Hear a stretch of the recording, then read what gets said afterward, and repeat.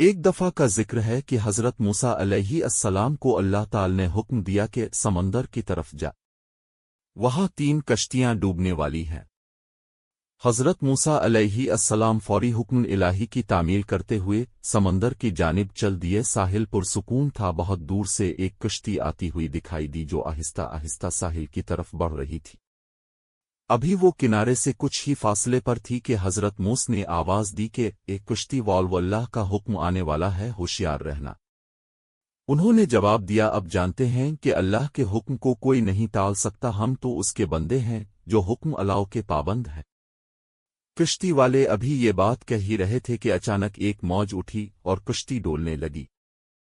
سوار اپنے آپ کو بچانے کی کوشش کرنے لگے، اتنے میں ایک اور زبردست موج آئی اور کشتی کو اپنے ساتھ بہا کر سمندر کی تہہ میں لے گئی۔ تھوڑی دیر میں ایک اور کشتی نظر آئی تو حضرت موسیٰ علیہ السلام نے انہیں بھی خبردار کیا اور کہا کہ ذرا محتاط ہو کر آنا۔ انہوں نے بھی پہلے والوں کی طرح جواب دیا کہ جو کچھ ہونا ہے ہو کر رہے گا، اور کشتی کو کنارے کی طرف لاتے رہے، یہاں تک کہ ساحل کے قریب آتے آتے یہ کشتی بھی ڈوب گئی۔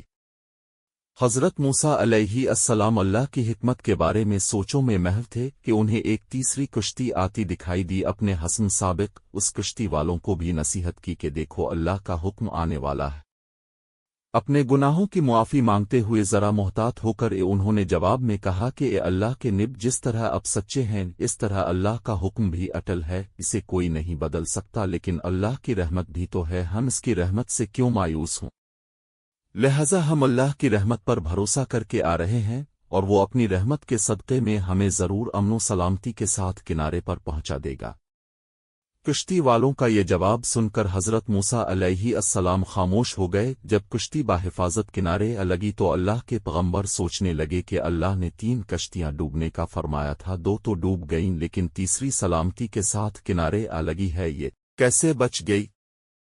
ارشاد باری تعالیٰ ہوا کہ اے موسیٰ، اپنے سنا نہیں کہ تیسری کشتی والوں نے کیا کہا؟ انہوں نے میرے حکم کو تسلیم کیا تھا، میری رحمت کو آواز دی تھی اور اس پر پورا توکل اور بھروسہ بھی کیا تھا، تو اس لیے یہ کشتی میری رحمت کے طفیل بچ گئی، کیونکہ جو بھی میری رحمت کے دروازے پر آ کر صدا دیتا ہے میں اسے نا امید نہیں کرتا۔ حدیث میں آتا ہے کہ جب اللہ تعالیٰ نے مخلوقات کو پیدا فرمایا تو عرش پر لکھ دیا، میری رحمت میرے غضب پر غالب ہے۔